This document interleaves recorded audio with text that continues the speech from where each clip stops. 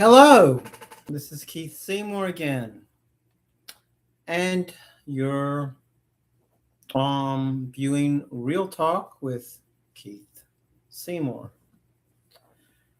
I want to discuss the recent resignation of Sir Kier Starmer and why it was a mistake. Now, first, I should probably say that I live in the United States.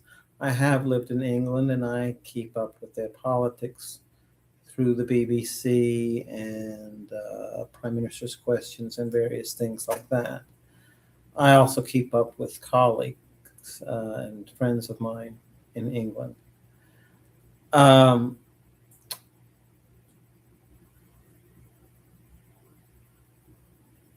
so I'm living in the United States. Secondly, quite honestly, if I was to live in England, I probably would vote Tory. Having said that, Keir Starmer's resigning was a mistake for him, his party, and probably his country. And here's why.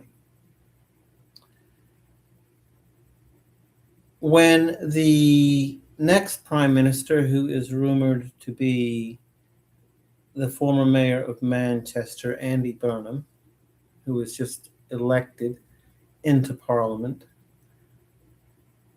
takes place, they will have had 7 prime ministers in 7 years. That's 1 a year. That's pretty pathetic public relations for a country.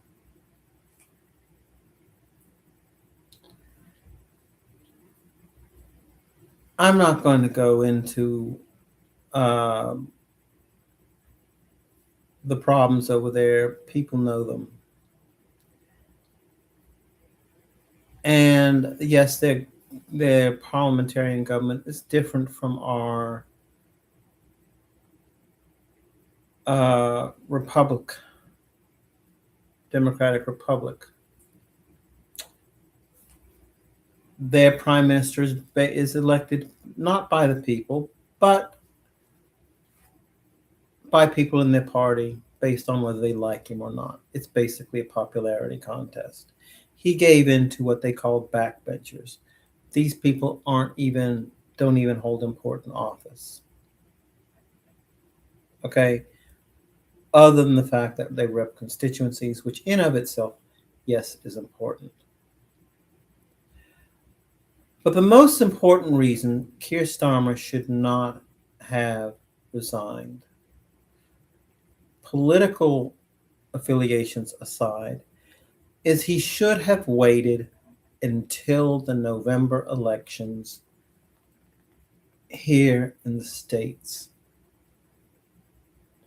It is pretty much an inevitability that, almost an inevitability, that the Republicans will lose one or both houses. All the Democrats need is one Democrat in the Senate. And J.D. Vance's vote becomes totally irrelevant. Right now, it's 50-50 in the Senate. I think Democrats stand a good chance of picking up at least 2 or 3 in the House. And I believe this because President Trump, who is,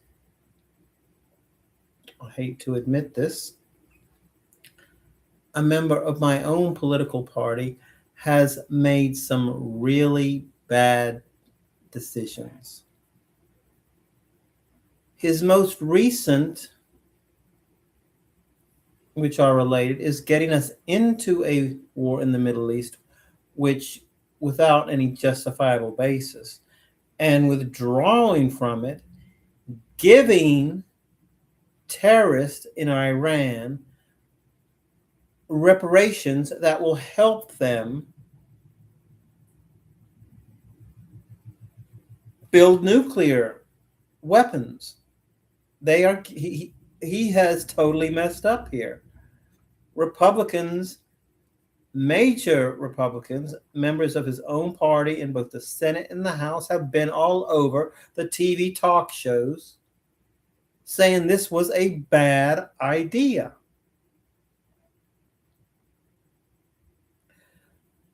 Not to mention the economy. Fuel prices have gone through the roof, and yes, they're coming down because of this deal he's signing. But when that 60 days is over, I'm going to say it, guys, look for our fuel prices to get back up. Because the Iranians have already said they're going to start charging tolls.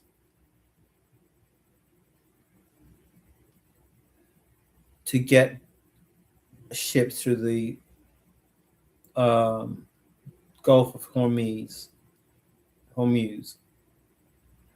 which is where all the oil comes from. So it's going to cost more. And that means we're probably going to get back into a war. I honestly think that if Kier Starmer had waited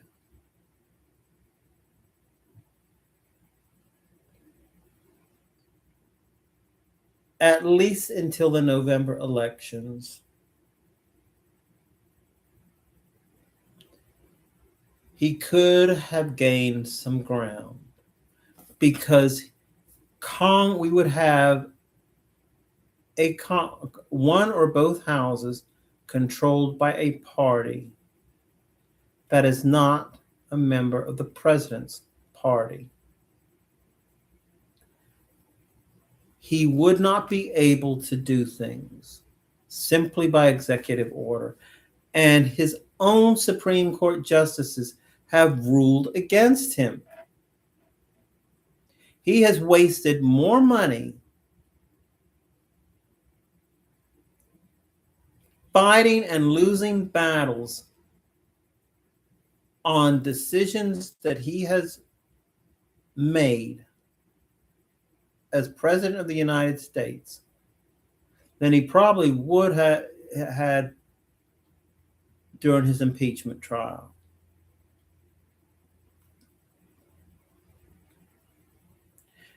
That includes renaming the John F. Kennedy Center, and he's become a laughing stock.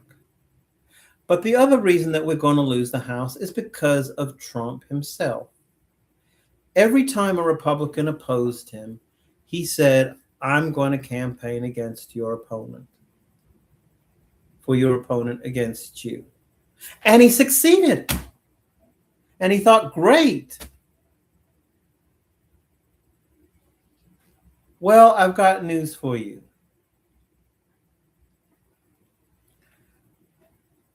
The guys that what he did in the primaries. So I don't know how things work in England, but here in the United States, if you are an incumbent, you stand between a 90 and 96% chance of winning an election.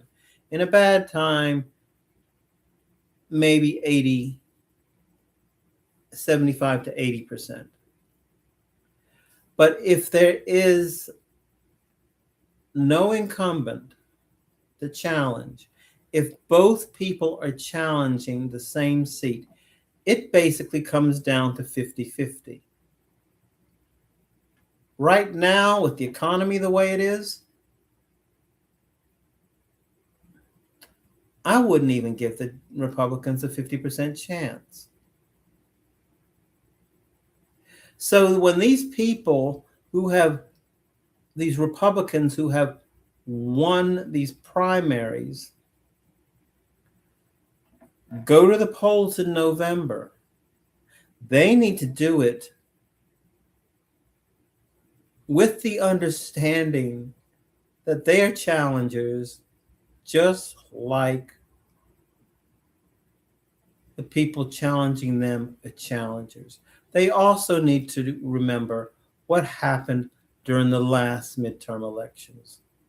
We Republicans thought, hey, we're going to win because the Democrats never come out. They did. And right now, we have a lot of angry Republicans, including moderate Republicans, such as myself. And it's going to depend upon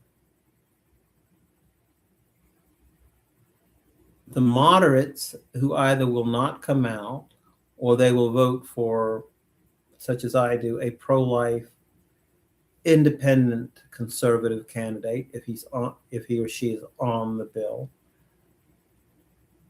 Simply don't so they don't have to vote for Trump. Or they'll only vote for their congressperson.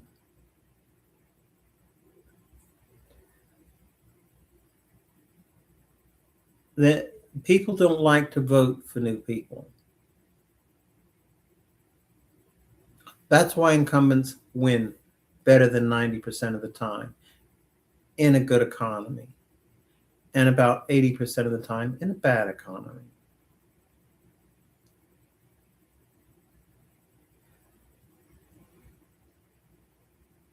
So Kier Starmer should have waited until November. As a matter of fact, I would have encouraged him to wait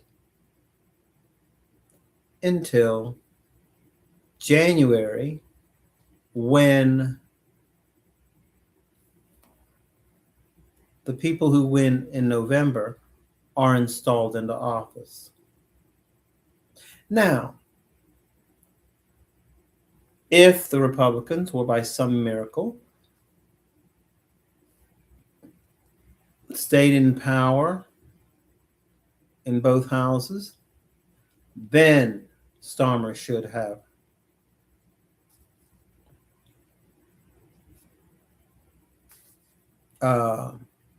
resigned. But he shouldn't do it now. And like I said, 7 prime ministers in 7 years is bad public relations for any country.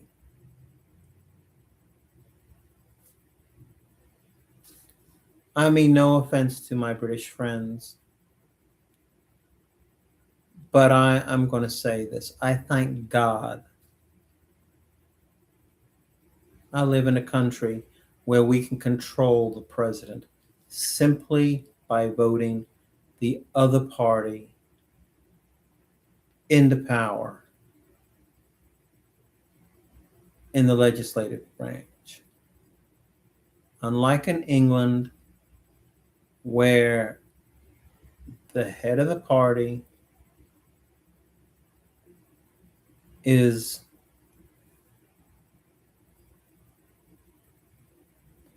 determined by who wins.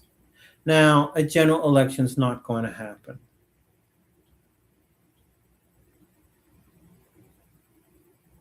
The Liberal Labor departments, they're not going to chance that losing happen. And I don't blame them. Losing votes to Nigel Farage, who's the Reform Party, which is basically, in my opinion, the equivalent to our Tea Party and will not last.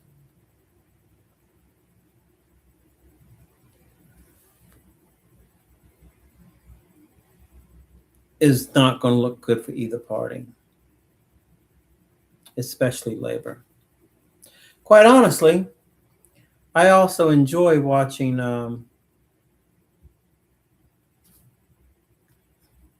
Kimmy Badenoch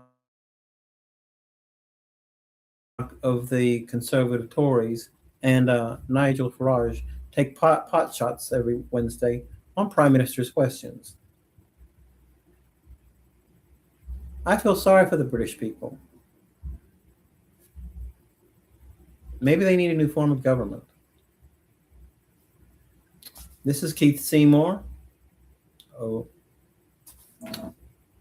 Giving you some real talk.